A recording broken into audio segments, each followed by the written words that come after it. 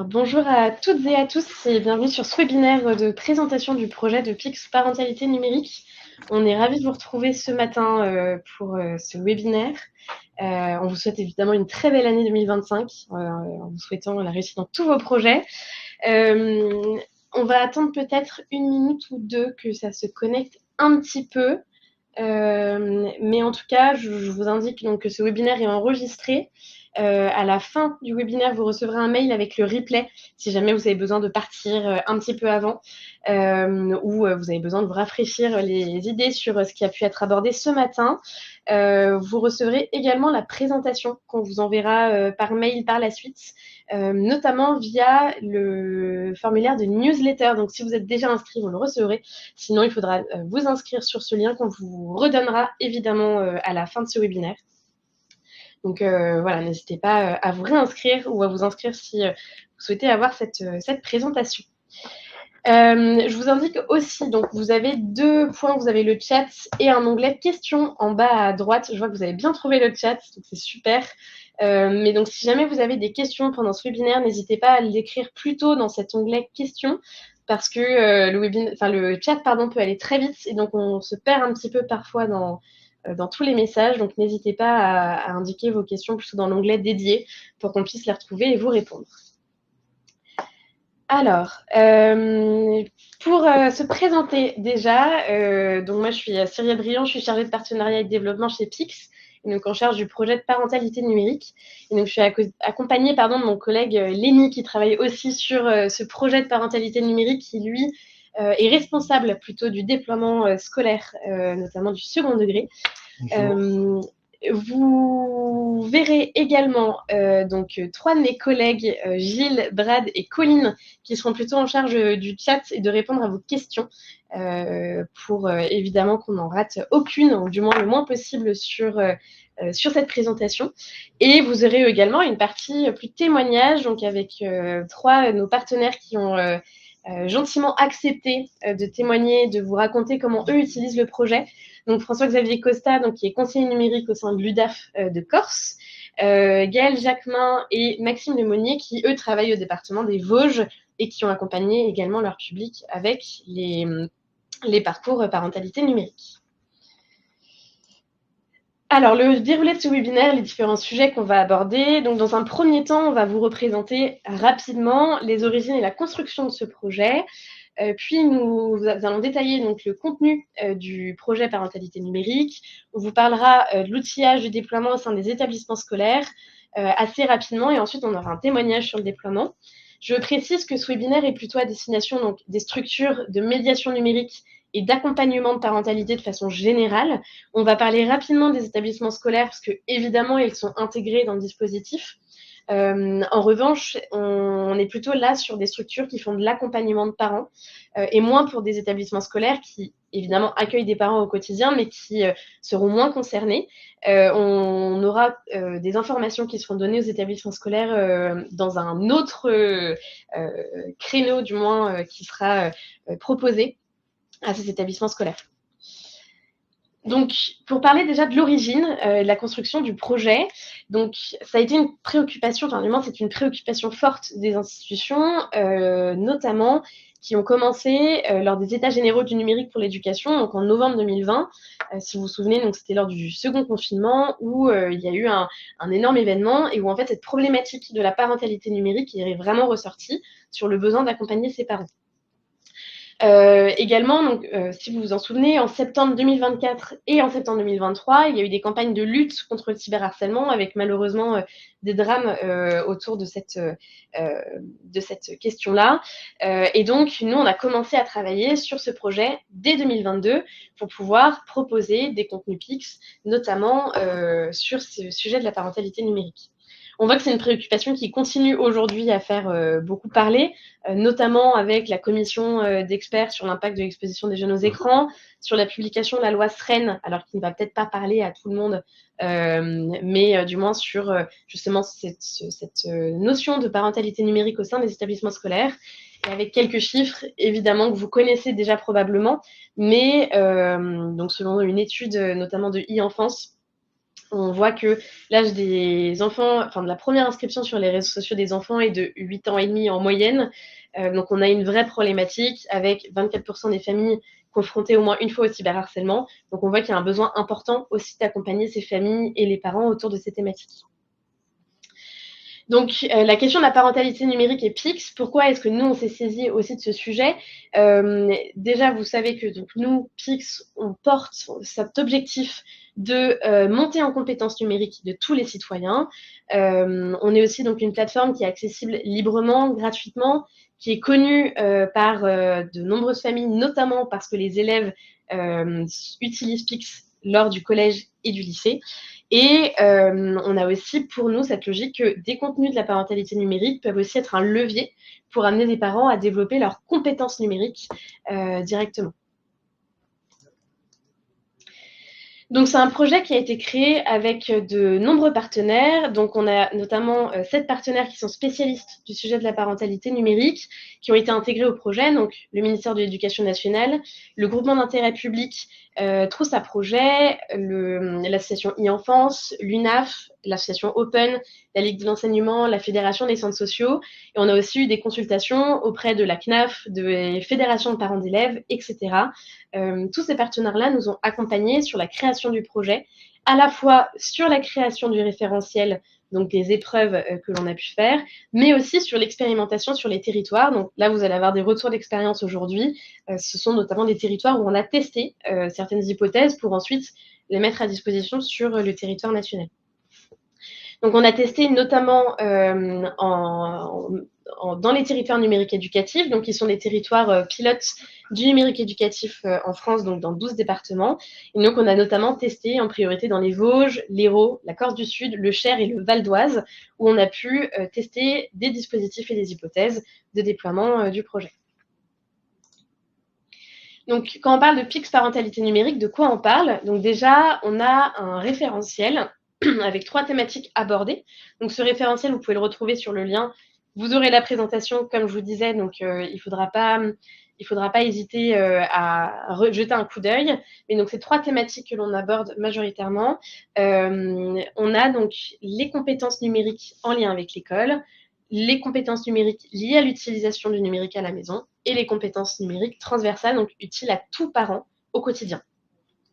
Donc, vous avez quelques exemples qui s'affichent juste ici, mais donc sur le lien avec l'école, c'est l'utilisation de l'ENT, donc avec des sujets plutôt généralistes, parce qu'on ne pouvait pas faire d'épreuves sur chaque ENT qui existe, parce qu'il en existe des dizaines, voire des centaines, et donc c'était compliqué d'être exhaustif sur cette thématique. Mais donc l'idée, c'est de présenter de façon générale qu'est-ce qu'un ENT aux parents, pouvoir aussi leur permettre d'avoir des connaissances sur l'utilisation des services numériques liés à l'orientation, et aussi des connaissances et accompagner les pratiques numériques à l'école.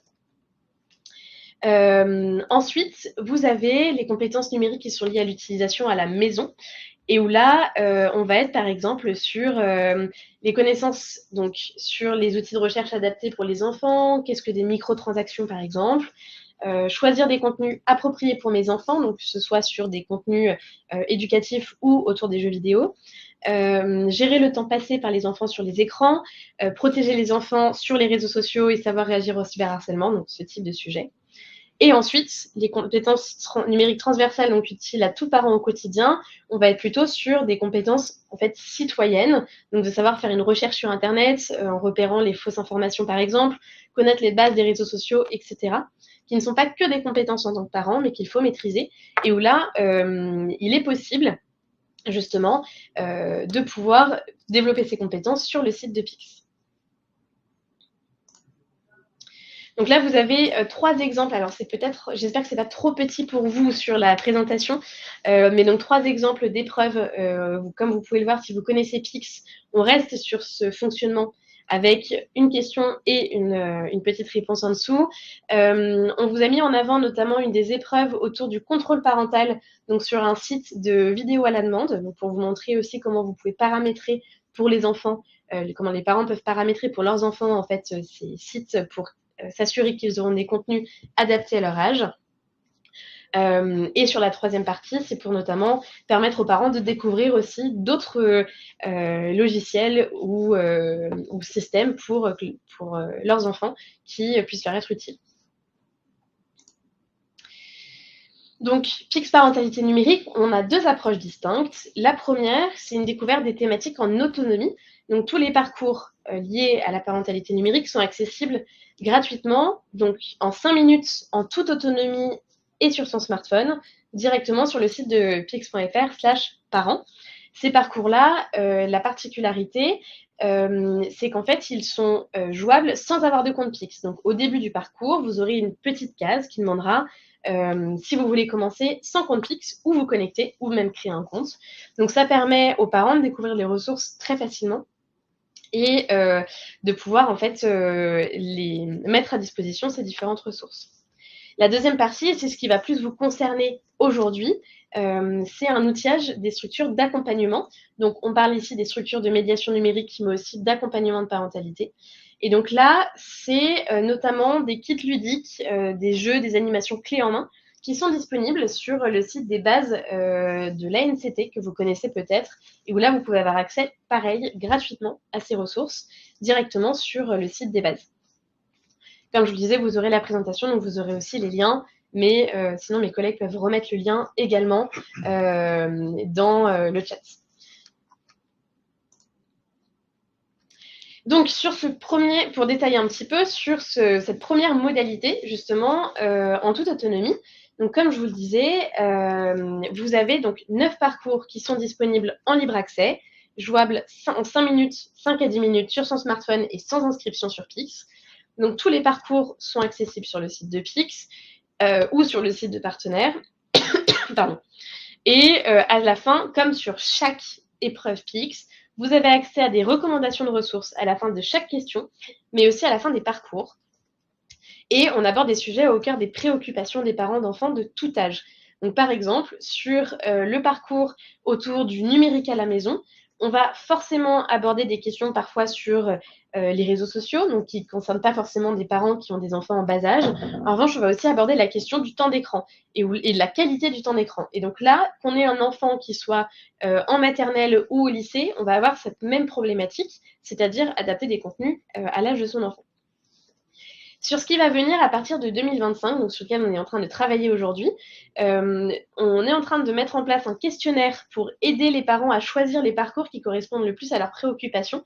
Donc ça sera disponible sur le site de pix.fr/parents, où on aura une sorte de petit arbre de décision pour permettre aux parents de se retrouver et de trouver des sujets qui vraiment vont leur correspondre.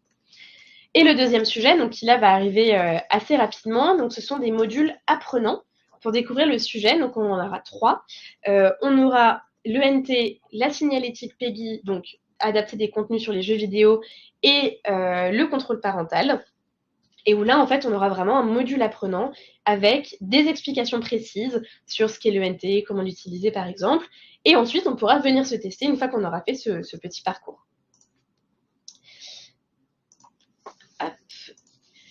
Pour les parcours, donc plutôt aussi là sur l'outillage des médiateurs.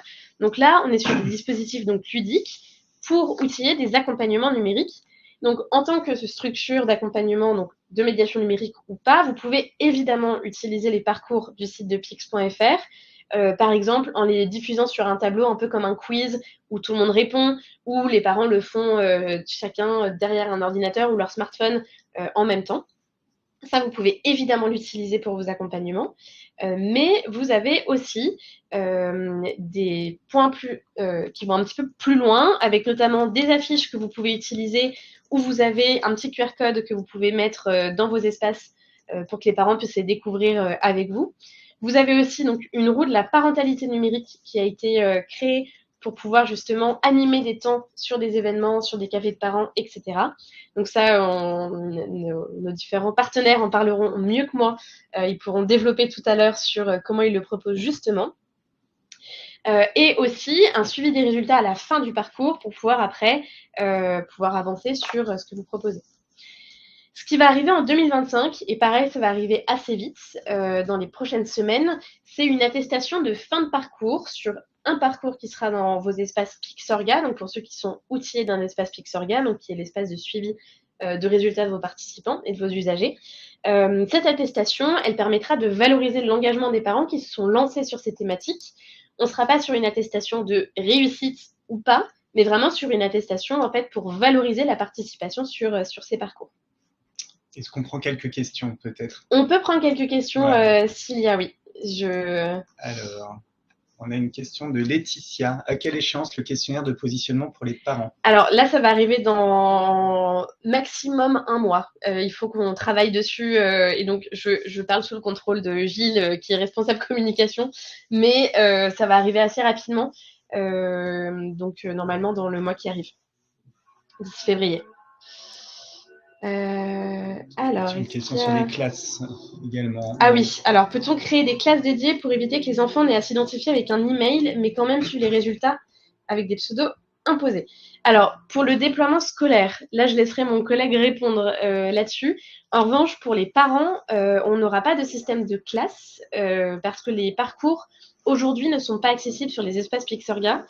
On a fait ce choix parce que les retours qu'on a beaucoup dans la préparation du projet, c'était de dire que c'est un sujet qui est parfois un peu complexe auprès des parents qui peuvent se sentir jugés dans leur rôle de parents sur certains sujets, certaines thématiques.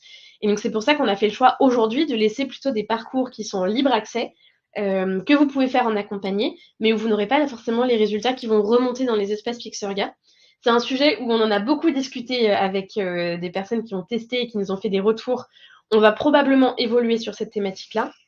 Mais dans tous les cas, on n'aura pas de système de classe pour les parents parce qu'on n'est pas dans un déploiement scolaire et qu'on est plutôt dans un accompagnement individualisé pour les parents. Pour le côté plus scolaire, si c'était ça, je laisse... Alors, je ne sais pas en fait si la question s'adresse à la prescription des enfants ou des parents, hein, parce qu'on entend parler des enfants. Donc, PIX parentalité numérique, ça s'adresse vraiment aux parents d'enfants, d'élèves, et non pas aux enfants. Voilà, donc ça c'est quelque chose. On a le dispositif PIX dans les établissements scolaires à destination des enfants, des élèves, de la 6e au BTS 2e année. Et là, on parle aujourd'hui de PIX parentalité numérique qui s'adresse aux parents.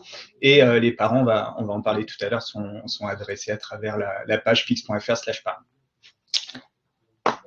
Exactement. Alors, je crois qu'il y a une question qui avait été posée dans le chat et qu'on nous a renvoyée sur concernant les parcours à destination des parents, s'adaptent-ils au niveau du parent? Alors, évidemment, on reste sur cette logique Pix parce qu'on reste sur la plateforme Pix. Et donc, on a, comme pour les autres thématiques, des niveaux. Donc, d'un niveau 1 à un niveau 6 sur le projet parentalité numérique.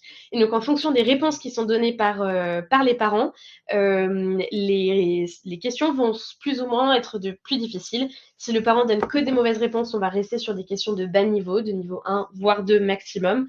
Et si le parent donne que des bonnes réponses, on va remonter évidemment de niveau. Si on voit qu'il y a plus ou moins des bonnes réponses, on va rester sur des niveaux plutôt moyens. Donc, l'algorithme adaptatif de Pix va aussi s'appliquer sur le projet parentalité. Alors, sur l'outillage pour les établissements scolaires, je laisse Lénie vous présenter ça. Oui. Alors, donc, on a mis à disposition un kit parentalité à tous les établissements. Il est présent dans la documentation de Pixorga. Donc, chaque établissement scolaire public et privé sous contrat dispose de Pixorga.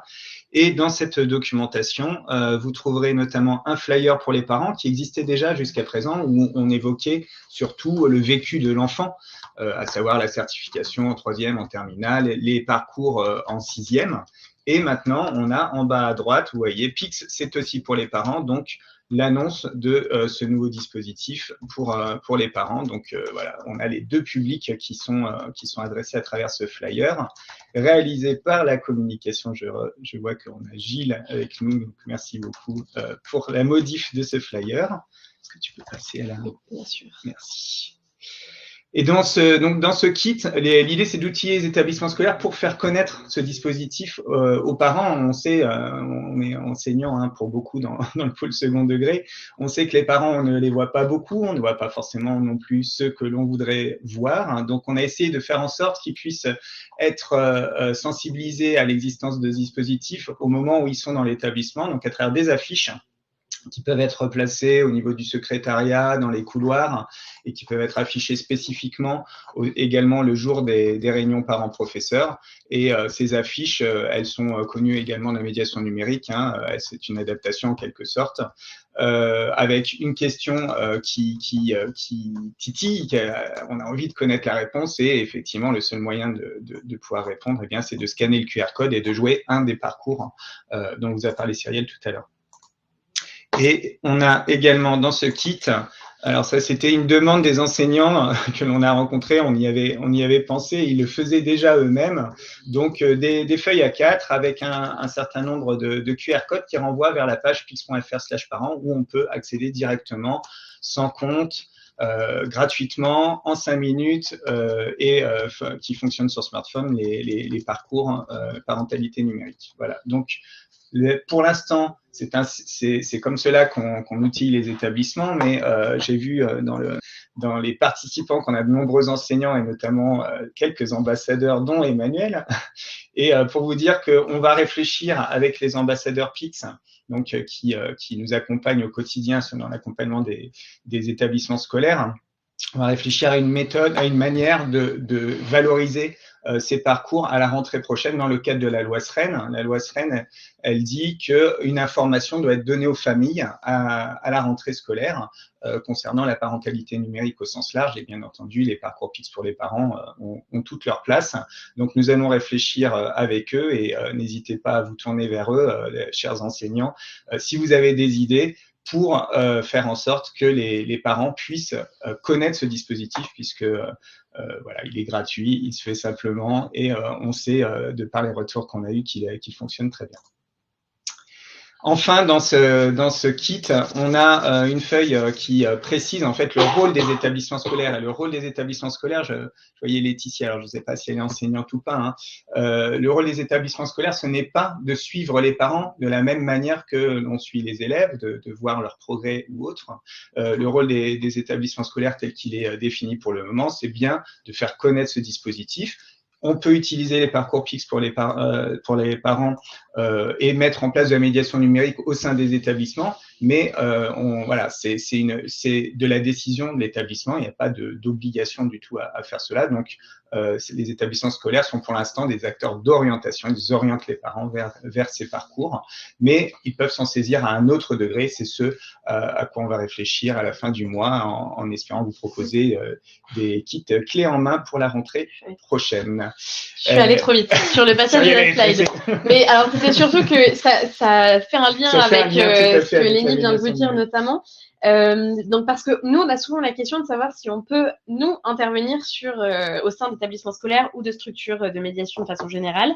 Ce qui n'est pas forcément possible parce qu'on est deux, on va dire un et demi à travailler sur le projet. Donc, on peut difficilement se déplacer partout en France.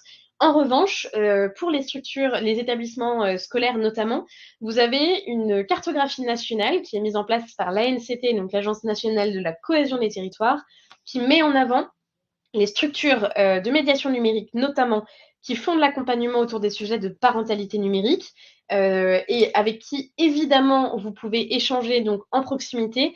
Vous pouvez voir le tissu associatif de la médiation numérique, enfin associatif ou pas d'ailleurs, de la médiation numérique est extrêmement riche sur le territoire. Et donc, n'hésitez pas en fait à contacter des structures près de chez vous qui pourraient venir au sein des établissements scolaires faire potentiellement des ateliers à destination de sensibilisation pour les enfants ou pour les parents.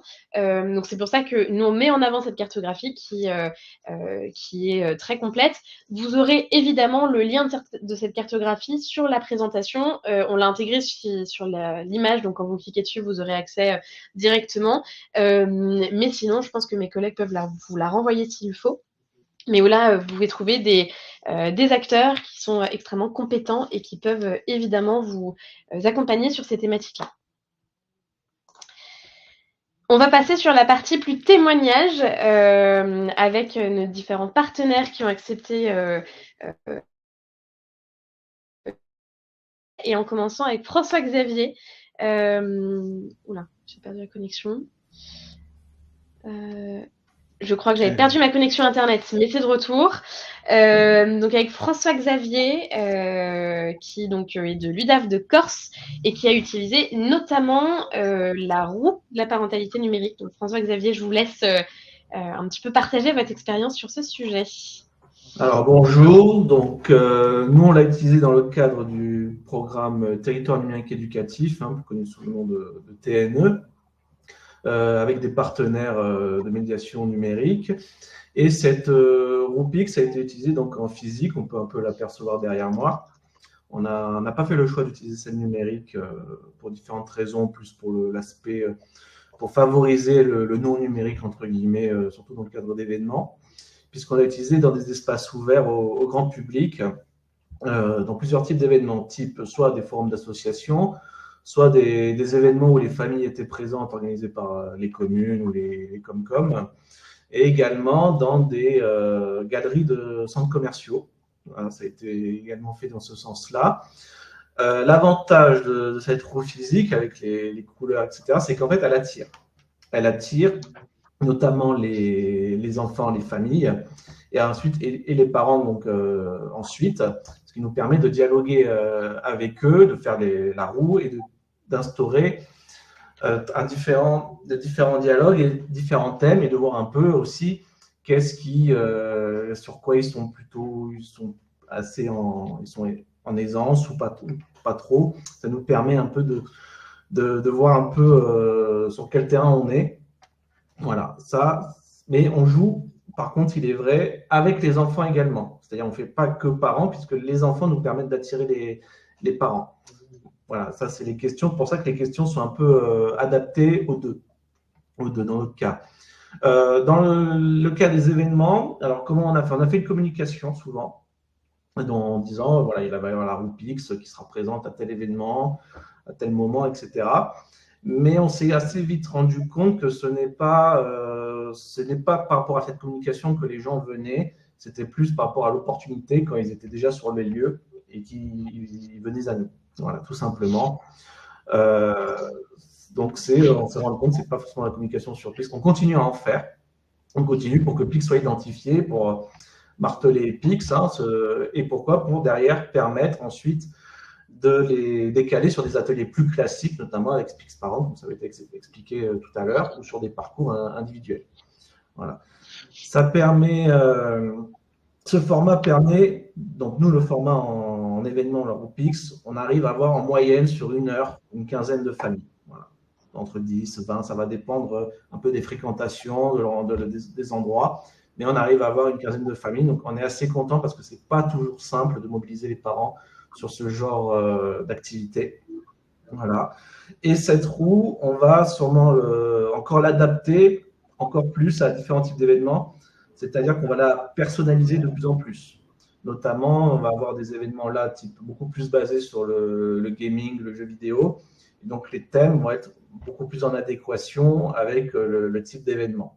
C'est ce qui est prévu, et on s'est aussi rendu compte qu'il faut aussi adapter les questions selon l'âge des enfants, tout simplement, par rapport au thème, évidemment, mais aussi par rapport à l'âge, puisqu'on peut avoir autant des lycéens avec leurs parents que des collégiens ou encore même des maternelles. Et ce n'est pas le même type de questions, il faut toujours adapter, tout simplement.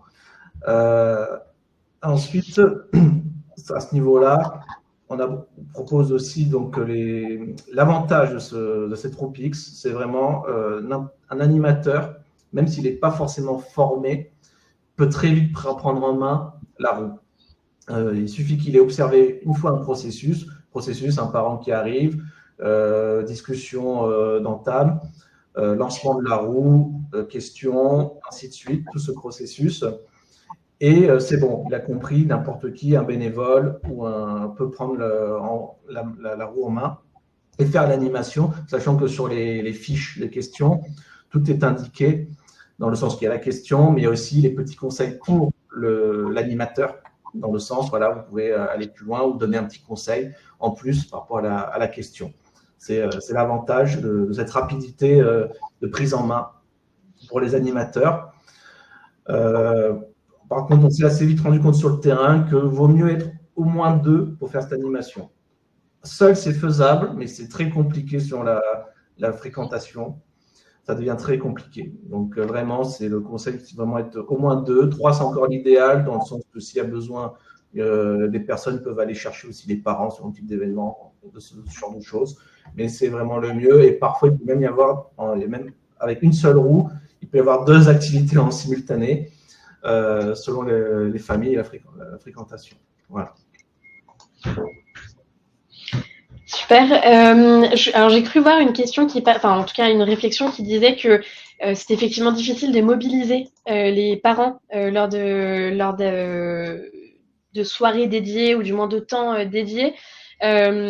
Du coup, comment est-ce que vous avez mis en place des choses, notamment parce qu'il me semble que vous avez participé à des événements qui n'étaient pas forcément que numériques, mais qui ont été en fait du moins l'opportunité de mettre en avant ce sujet. Donc peut-être que ça peut être une piste si vous voulez un petit peu expliquer en tout cas la démarche. Le choix a été fait de cibler des événements où les familles allaient être présentes, tout simplement, de manière large. Hein. Après, on ne va pas forcément, voilà, à un moment, vous proposez la foire de la châtaigne, ce n'était pas forcément ce qui s'y prêtait. Peut-être qu'on a quand même eu des objectifs, mais on a préféré quand même cibler des zones où voilà, les enfants allaient être présents avec leurs parents, tout simplement. Hein. Dans le type événement de commune, souvent ça a été voilà, la commune organisait des dons de partage d'affaires d'enfants, qu'il y a des échanges entre les parents, ils viennent, on est présent, on discute avec eux, on en profite, ils s'arrêtent. Voilà, et en même temps, on les bouscule pas non plus dans leur processus. C'est-à-dire qu'ils ne sont pas venus pour la Roupix, mais ils vont quand même s'arrêter parce que l'enfant est intrigué, ils vont quand même discuter, et ça nous permet de toucher un public qu'on n'aurait pas forcément eu si on faisait événements spécifiques, PIX ou même un autre atelier numérique classique, soit parce que les parents ne viennent pas forcément dans ces cas-là, alors qu'il fallait il faut joindre 2 activités, clairement, dont une où les parents sont déjà présents. C'est ce que je disais sur la com. La com en tant que telle n'a pas eu tant d'influence que ça. Voilà. Oui. Oui, et enfin aussi votre atelier dans un carrefour, c'est très bien fonctionné un samedi où effectivement les parents sont là le samedi avec les enfants et forcément ça accroche aussi Exactement ça. plus facilement. Après, on a eu aussi des fois, il y avait selon les événements, parfois il y avait aussi des cadeaux, des petits trucs pour les enfants. Mais on s'est quand même rendu compte qu'en fait, même sans ça, ça marchait. C'est-à-dire que même si on n'avait pas forcément besoin de cette carotte, quoi, voilà. Super, merci beaucoup François-Xavier pour ce témoignage. Et donc on va passer au second, vous verrez qui parle aussi un petit peu de la roue, mais qui est plutôt complémentaire, donc de Gaël et Maxime, qui travaillent donc tous les deux au département des Vosges. Donc pareil, vous l'avez utilisé donc à la fois la roue, mais aussi plutôt les épreuves ou les parcours qui ont été faits autour du sujet de la parentalité numérique, donc pour accompagner des parents lors d'ateliers. Donc je vous laisse prendre la main. J'essaye de vous mettre en avant, mais je ne sais pas si je vais pouvoir vous mettre tous les deux. C'est pas grave, laissez Maxime. Bon. Oui, donc bonjour. Alors, effectivement, par rapport à ce qu'on vient d'entendre, j'aurais envie de dire, je ne pensais pas que la Corse était aussi près de ça que les Vosges, tout au moins en termes de besoins, puisqu'effectivement, on avait vraiment des situations un peu similaires. Toujours est-il, nous, dans les Vosges, en tout cas le conseil départemental des Vosges, depuis de nombreuses années, c'est quand même lancé dans le numérique, avec les conseils numériques et également le TNE au niveau de l'expérimentation qui est aujourd'hui plus déployée. Donc, sachant que dans le TNE, le volet parentalité est un axe fort, clairement, pour nous, c'était tout naturel d'aller dans l'expérimentation PIX, d'autant plus que l'on avait déjà pu nous travailler avec des éléments PIX, que ce soit à destination de nos agents pour les évaluer et les faire progresser. Mais on avait aussi pu avoir une pseudo-expérimentation de ce qu'allait devenir la Roupix au final, dans le cadre d'un festival de jeux et compagnie qui se déroule dans les Vosges, donc un festival qui est connu au niveau national, où on avait fait un genre de mini-pix sur une bâche qui se trouvait en fond de stand, où les parents pouvaient s'évaluer sur justement des questions autour de la parentalité, Et on a vraiment rencontré un vrai succès sur cette petite expérimentation. Et pendant ce temps-là, nous, on pouvait effectivement agir avec les enfants sur d'autres thématiques. Et effectivement, donc ensuite, le parcours PIX a bien avancé en termes d'expérimentation. Et nous, on a pu vraiment s'appuyer sur tout un lot d'acteurs sur le territoire des Vosges, avec en particulier les centres sociaux, qui ont vraiment une relation toute particulière avec les familles. Et on a pu avoir justement, pendant toutes ces périodes de test, nos centres sociaux ont pu faire des retours avec avec PIX en direct. Mais aussi, en fait, on a vraiment pu se rendre compte que ces acteurs sur le terrain étaient de vrais ambassadeurs pour le dispositif. Et ça leur amenait vraiment un élément très intéressant en termes d'usage. Pour ce qui est des actions plus départementales, donc vraiment que le département a mené, je vais laisser mon collègue Maxime qui va plus vous parler un petit peu de comment les choses ont été utilisées chez nous. Bonjour tout le monde. Donc je vais aller assez vite sur la roue, effectivement, parce que ça a déjà été assez détaillé, mais nous aussi, on l'a utilisé lors de gros événements, notamment à l'inauguration d'un Fab Lab dans un petit village des Vosges, où il y a quand même eu 400 participants et une cinquantaine d'élus aussi à qui on a pu présenter la roue PIX. Et sur les 400 participants, on a quand même réussi à avoir une quarantaine de parents. Et effectivement, comme le disait François-Xavier, avoir la roue en physique, ça attire énormément les parents, les enfants, les adolescents, etc. Je rejoins aussi sur le fait qu'une personne, ça peut être assez compliqué pour animer l'atelier. Et nous, ce qu'on s'est dit suite à cet événement, c'est que, alors nous, on utilisait vraiment les questions adultes et on a remarqué une certaine frustration de la part des enfants parce qu'ils venaient, ils voyaient la roue, ils étaient assez contents de pouvoir la tourner, mais la question n'était pas forcément adaptée. Donc, ce qu'on a fait, c'est qu'on a réalisé un petit jeu de cartes. Donc, quand je dis 11, c'est l'ensemble des conseillers et conseillères numériques du département. Donc, on a repris les mêmes thématiques, mais on a créé des questions adaptées aux enfants, aux adolescents. Ce qui fait que maintenant, quand il y a une famille qui vient, on va pouvoir avoir une question plutôt adaptée adulte, avec le Geniali proposé par Pix, et une question plutôt pour les enfants. Ensuite, au niveau des parcours, nous, on a un dispositif dans le cadre du TNE qui est parent ressources. Donc, c'est certaines écoles qui sont en phase de test. Donc, un parent ressource est élu et il va être ressource pour les autres parents sur toutes les questions de parentalité qu'on a vues en introduction. Ça peut être des questions liées à l'ENT, des questions sur des ressources, sur des usages du numérique, etc. Et lorsqu'on a fait cette formation, on a voulu faire quelque chose d'interactif, donc on a utilisé l'outil Geniali. Et dans ce Geniali, on a directement intégré des questions PIX parentalité qui venaient directement des parcours, donc avec cet aspect interactif, etc.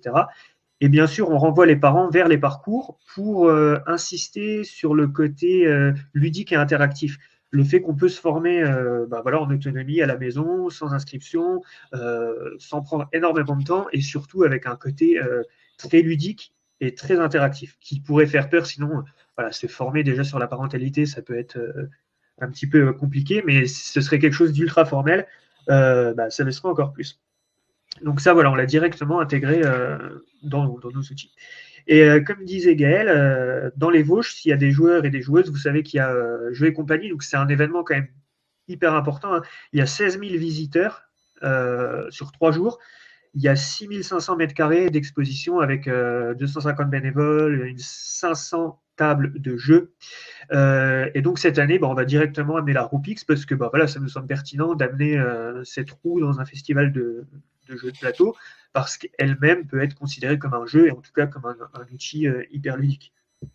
J'en profite pour dire que sur ce stand, il y aura à la fois les conseillers et les conseillères numériques et à la fois les IRUN qui sont donc les enseignants référents des usages numériques. Et j'en profite pour dire que dans les Vosges, il y a vraiment un partenariat fort entre le département et ses conseillers et conseillères numériques et l'éducation nationale avec ses IRUN. Et outre l'exemple que je viens de vous proposer, il y a énormément d'actions conjointes qui sont mises en place directement dans les écoles, par exemple, sur la parentalité numérique. Si vous avez des questions là-dessus, on sera ravis d'y répondre. Mais en tout cas, enfin voilà, c'est vrai que pour nous dans les Vosges, clairement l'outil, c'est vraiment quelque chose qui est devenu quasi incontournable, surtout pour nos partenaires qui l'utilisent de manière quasi quotidienne dans toutes leurs actions. Les centres sociaux, enfin, encore une fois, j'insiste dessus, mais bien d'autres partenaires l'utilisent au fil de l'eau. En fait, moi, si vous voulez, il y avait juste un petit manque, je me disais, qu'il pouvait avoir aujourd'hui dans Pix, c'était le fait d'avoir des retours un peu statistiques en termes d'utilisation. Eh bien, encore une fois, je me rends compte que Pix est à l'écoute, puisque je viens d'apprendre dans le webinaire que sur 25, justement, c'est un travail qui allait être mis en œuvre. Alors, même si je continue à penser qu'effectivement, il faut que les parcours restent réalisés de manière anonyme par les usagers pour pas ne les freiner ou leur faire peur ou se sentir revenir à l'école. Mais en tout cas, ne serait-ce qu'avoir une vision un peu du nombre de parcours réalisés, ce serait vraiment intéressant et ça permettrait de garder une certaine dynamique pour nos partenaires et toutes les personnes qui promeuvent le dispositif. Mais en tout cas, c'est vrai que sur la manière vraiment dont est créé Pix, c'est pas uniquement un outil d'évaluation, et c'est vraiment là où je trouve qu'il y a une valeur ajoutée vraiment très très intéressante, c'est que derrière toutes ces questions, on a systématiquement une fiche qui permet aux personnes aussi de progresser en toute autonomie, et ça c'est vraiment hyper intéressant. Merci beaucoup pour ces retours. Et en plus, j'avais pas mal de questions sur où est-ce que je peux récupérer cette roue. Alors, il me semble que dans les Vosges, c'est le département qui s'est occupé du dispositif et qui le prête aux structures qui sont intéressées. Ça peut être une piste, évidemment, pour certaines structures, en tout cas, qui souhaiteraient la mettre en place. Pour la roue physique, moi, j'ai des médiateurs qui m'ont dit qu'ils voulaient la créer eux-mêmes dans leur tiers-lieu ou autre. Vous avez toutes les ressources qui sont disponibles sur les bases. Donc, mes collègues vous ont remis le lien où vous avez notamment les dimensions de cette fameuse roue que vous pouvez retrouver. En tout cas, merci beaucoup pour ce témoignage aussi donc, de la part des Vosges qui est très complet. Je ne crois pas avoir vu de questions plutôt pour vous, mais pardon, il y a eu un point important sur Maxime. Je crois qu'il y a un gros intérêt pour les cartes créées à destination des enfants. Je crois qu'il y a un besoin de commun qui est beaucoup remonté dans le chat, etc. Donc, je ne sais pas si c'est quelque chose que vous souhaitez ou pouvez partager, mais en tout cas, je crois qu'il y a une vraie demande. Oui. Tout à fait. Elles sont, alors, je ne sais pas si je les ai déjà mis sur les bases, mais à la limite, je peux le faire juste après et envoyer le lien à Cyrielle. Alors, sachant que je crois que Maxime, hier, je suis tombée sur le lien pour votre base, mais qui était en privé, donc je n'avais pas accès à vos ressources que vous aviez partagées. Donc peut-être qu'il y a juste... Oui, parce que dans les Vosges, on a une base plutôt privée pour partager des ressources entre communes, mais je peux faire en sorte de mettre effectivement les cartes et le support en libre, tout à fait. Super, merci beaucoup. Et je crois qu'il y a quelqu'un qui veut vous contacter aussi, donc si jamais vous acceptez d'échanger, je pense que ça pourrait aussi être organisé. Alors, juste pour vous donner quelques chiffres, donc le projet Pix Parentalité Numérique, aujourd'hui, c'est près de 34 000 parcours qui ont été joués depuis le lancement des premiers parcours en 2024. Donc, les premiers qu'on a lancés, c'était début 2024 sur des temps de communication avec nos premières épreuves qui étaient prêtes. Et donc, aujourd'hui, on a plus de 34 000 personnes qui ont joué ces parcours. Donc, on voit qu'il y a un vrai engouement sur les différents sujets. On a envie d'aller plus loin, évidemment, mais c'était pour vous donner quelques chiffres sur ce sujet-là. Alors, je vous propose qu'on passe à une session plutôt de questions-réponses sur le temps qui nous reste. Je sais que mes collègues ont déjà répondu à une bonne partie des questions, mais on peut évidemment répondre à certaines. Alors, je regarde en parallèle s'il y a des questions particulières. On a beaucoup de questions sur le kit de communication pour les établissements scolaires. Peut-être que... J'ai remis le lien. Super. Voilà. Et donc, je le répète, un mail a été envoyé fin novembre à l'ensemble des établissements avec ce kit. Voilà. Alors, sachant qu'il y a une spécificité, c'est que ce kit établissement scolaire ne sera pas publié sur les bases, parce qu'on est vraiment, enfin, j'ai vu qu'il y avait la question, on est vraiment sur un kit à destination des établissements scolaires et qui a vocation à rester pour les établissements scolaires. En revanche, si en tant que structure de médiation ou d'accompagnement de parentalité, vous travaillez avec un établissement, évidemment, ils pourront vous mettre à disposition ces ressources s'ils le souhaitent, mais en fait, les ressources restent plus ou moins les mêmes que ce qu'on met à disposition des structures de médiation. C'est juste que ce sont des créneaux différents et les établissements scolaires ont parfois des demandes un peu plus spécifiques, vraiment en fonction de leur organisation. Donc, voilà, en tant que structure, vous ne perdez pas d'informations. Si vous allez sur les ressources des bases, vous aurez quand même accès à tout. Alors, nous autres connus et équipes de PIX partageons un Mattermost, outil de discussion. Pourquoi ne pas ouvrir un canal pour les enseignants et qu'on puisse partager des communs? Alors, il existe déjà. Il s'appelle communauté.pix.fr. Voilà, vous pouvez vous rendre et créer un compte avec votre adresse mail académique. Vous rentrerez directement dans les forums dédiés aux enseignants. Alors, savoir si c'est déployé dans certains départements. Alors, nous, on ne peut pas trop savoir où est-ce que ça a été utilisé aujourd'hui, parce que comme vous savez, on est sur des parcours sans création de compte, et donc on ne sait pas, en fait, où ces parcours sont joués, malheureusement, même si on aimerait bien. Donc, je ne peux pas vous dire si aujourd'hui, les Pyrénées-Atlantiques se sont lancés, ou même d'autres départements. En revanche, si vous faites partie d'un département et que vous avez lancé des actions, n'hésitez pas à nous contacter. Nous, on est toujours preneurs de vos retours, comme là, on avait échangé en amont avec Gaël, Maxime et François-Xavier, où évidemment, on a aussi pris des retours et de se dire, il y a des choses qu'on peut faire évoluer et qu'on peut continuer en tout cas, à modifier. Et donc, c'est des choses qui vont aussi nous permettre de faire avancer le projet. Donc, si vous avez des retours, il ne faut pas hésiter à nous contacter. C'est toujours très riche pour nous. Alors, quelles sont les conditions pour ouvrir un compte Pixorga? Est-ce que des professionnels de la parentalité du dispositif proveneurs d'une aide parentalité peuvent en créer un? Alors, sur les conditions pour un compte Pixorga, ça va dépendre de votre structure. Si vous êtes une structure de médiation numérique, vous pouvez faire une demande donc, via un formulaire sur démarche simplifiée, donc, que vous pouvez trouver sur le site de pix.fr/médiation-numérique. On pourra vous remettre le lien en dessous. Pardon. Et si vous êtes conseiller numérique, conseiller ou conseillère numérique, vous pouvez faire une demande depuis l'espace coop. Vous avez un espace nominatif qui vous est ouvert et où là, vous pouvez avoir accès à ces informations-là. Pour le dispositif promeneur d'une aide parentalité, on commence à travailler avec certains dispositifs, notamment on a eu un échange avec la Savoie il y a quelques jours, quelques semaines, pour présenter aussi le projet. Évidemment, vous pouvez vous en saisir. Vous n'avez pas besoin d'avoir un espace Pixorga pour vous en saisir. Vous avez tout sur les bases. Vous pouvez évidemment récupérer les ressources et aussi faire jouer les parcours sur le site de pix.fr qui sont accessibles. Donc, pas besoin non plus d'avoir un compte Pixorga. Vous pouvez le faire aussi directement via le site de Pix. Alors, ça c'est pour toi, je pense. Question de Valérie. Oui, alors les modalités de diffusion du kit vers le premier degré sont en cours de discussion. Voilà. Donc, dès qu'on peut communiquer, on le fera. Mais vous pouvez partager n'hésitez pas à partager le lien que j'ai déjà placé dans le chat. Alors, je regarde s'il y a d'autres questions qu'on aurait peut-être ratées. Mais si vous avez d'autres questions, n'hésitez pas dans l'onglet questions, comme ça elle remonte et on peut y répondre.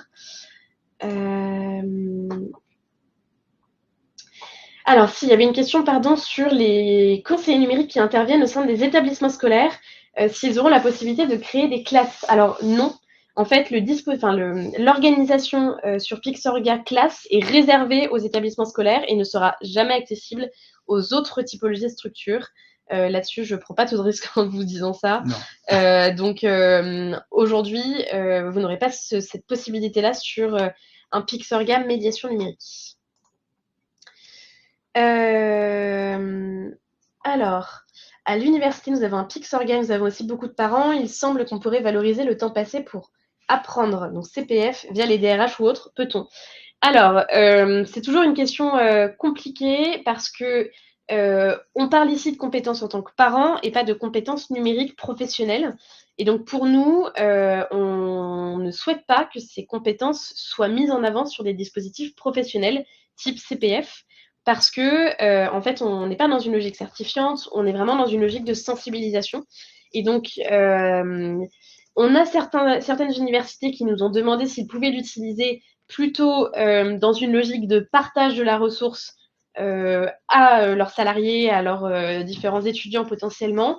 Ça, c'est possible de faire un partage de ressources. En revanche, d'avoir accès sur Pixorga, d'avoir accès à potentiellement des résultats ou autres, ça sera non, parce qu'on n'est pas dans une logique ici de compétences professionnelles et donc de monter en compétences professionnelles.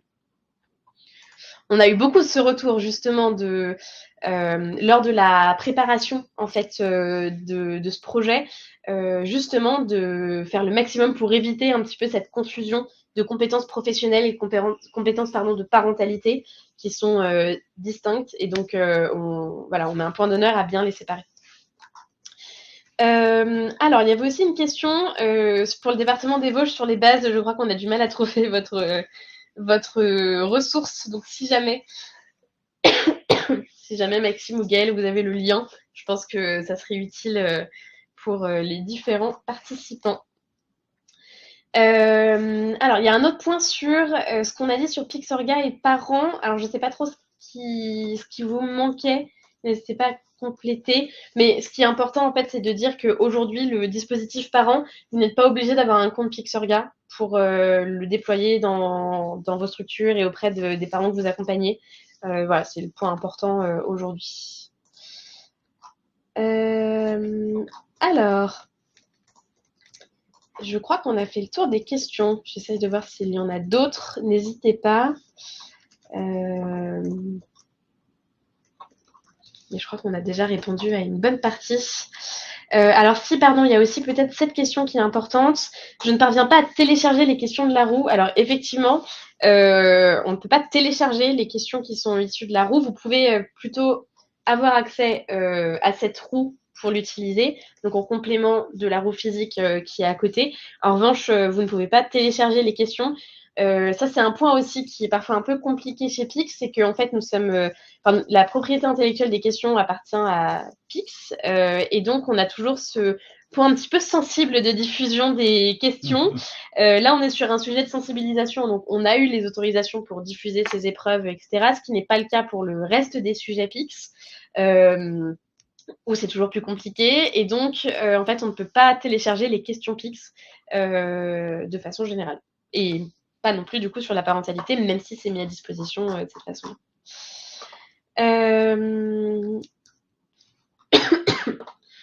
Alors, question très intéressante. Prévoyez-vous d'ajouter l'IA et parentalité, notamment pour aider les parents sur le recours à l'IA pour les devoirs? Alors, aujourd'hui, on a quelques épreuves sur l'IA sur Pix, mais on est en train de compléter. Et donc, pour l'instant, on n'a pas un sujet entier autour de l'IA chez Pix. Je pense que ça fera peut-être partie des réflexions, effectivement, sur le long cours du projet, de rajouter potentiellement des sujets sur l'IA. C'est en cours.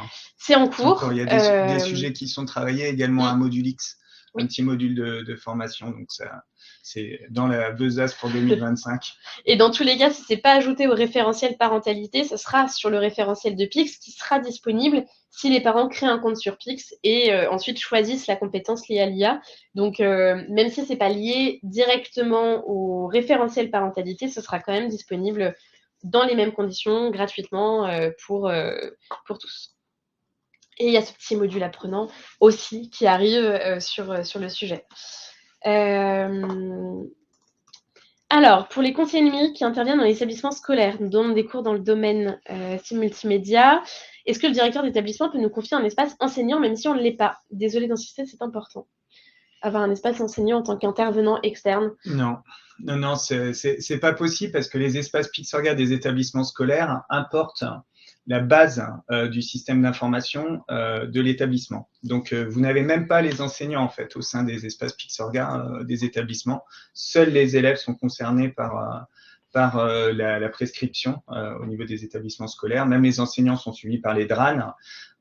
Et donc les parents encore moins, et c'est un des points assez sensibles qui avait été remonté dès le début en disant on ne souhaite pas que les espaces Pixorga permettent d'évaluer les parents.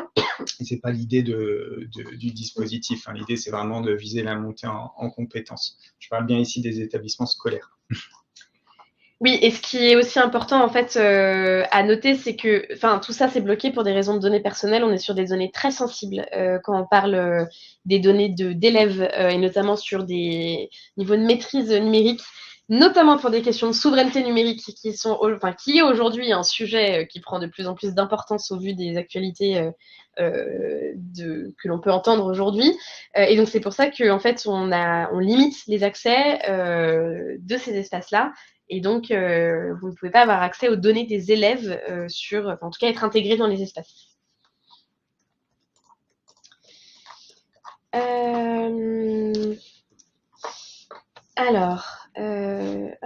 Je crois qu'on a fait le tour. Ce qui est aussi important à noter, on ne l'a pas forcément parlé non plus, c'est que sur ces parcours, vous avez, comme vous retrouvez sur Pix, depuis quelques mois, l'oralisation des questions sur les épreuves. Donc notamment, je voyais qu'il y avait une question pour des familles peut-être allophones. Vous avez la possibilité donc de faire lire la question, ce qui est parfois plus simple. Et aussi sur les épreuves que nous on appelle de bas niveau, donc plutôt des niveaux 1 et 2, on a eu un point important, notamment d'être dans du français facile à lire et à comprendre, du moins le plus qu'on pouvait, et donc d'avoir des choses qui étaient plutôt compréhensibles, même pour des gens qui ne maîtrisaient pas la langue française. C'est un sujet qui n'est jamais évident. Je vois qu'il y a aussi la question sur les élèves en situation de handicap qui ont parfois des difficultés de compréhension sur certaines questions. Aujourd'hui, on travaille sur ce sujet d'accessibilité. On a une équipe en interne, une équipe cross direction qui travaille justement sur l'accessibilité avec des panels utilisateurs, notamment pour des personnes en déficience visuelle, et à partir de cette année sur des déficiences, notamment des troubles 10 notamment. Donc tout ça, c'est des choses sur lesquelles on travaille aujourd'hui. On n'est pas parfaitement au niveau, mais on y travaille pour que ce soit plus facile pour des personnes en situation de handicap qui ont aussi besoin de passer ces parcours Pix et pour qui ça doit aussi être accessible.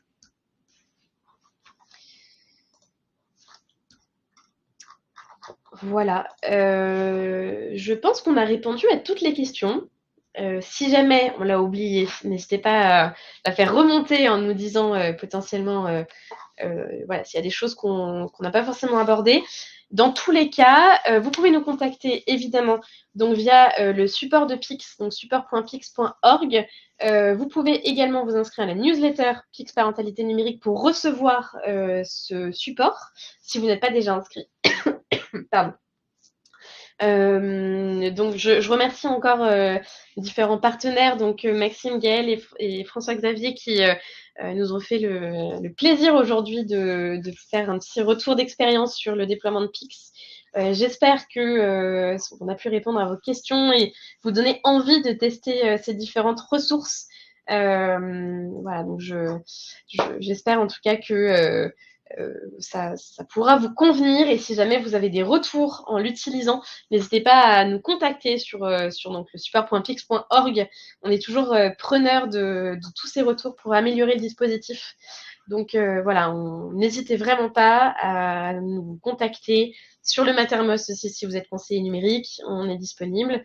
Sur Communauté si sur vous êtes Communauté, enseignant. si vous êtes enseignant. Et vous pouvez également signaler les questions. Hein, oui. Donc, quand vous êtes sur la plateforme et que vous jouez un parcours, en dessous de la question, vous pouvez signaler en disant ben, moi, j'aurais préféré cette réponse ou c'est pas ce que je dis avec les personnes que j'accompagne. Évidemment, vous vous doutez qu'on a eu déjà de nombreux échanges avant que ces questions elles soient proposées à tous. Mais voilà, on a toujours des retours intéressants par ce biais-là. Alors, on ne répond pas forcément sur ces signalements parce qu'on en reçoit des milliers par jour, pour vous donner un petit ordre d'idée. Des dizaines de milliers même maintenant. En revanche, on les lit tous et on les prend tous en compte. Donc, n'hésitez pas à faire ces signalements si besoin. Et puis, si vous avez une idée de génie sur l'utilisation de Pix Parentalité Numérique, si vous avez besoin d'un nouveau dispositif ou autre, n'hésitez pas aussi à nous contacter. On verra ce qu'on peut faire ensemble. Et ce sera toujours un plaisir de travailler avec vous.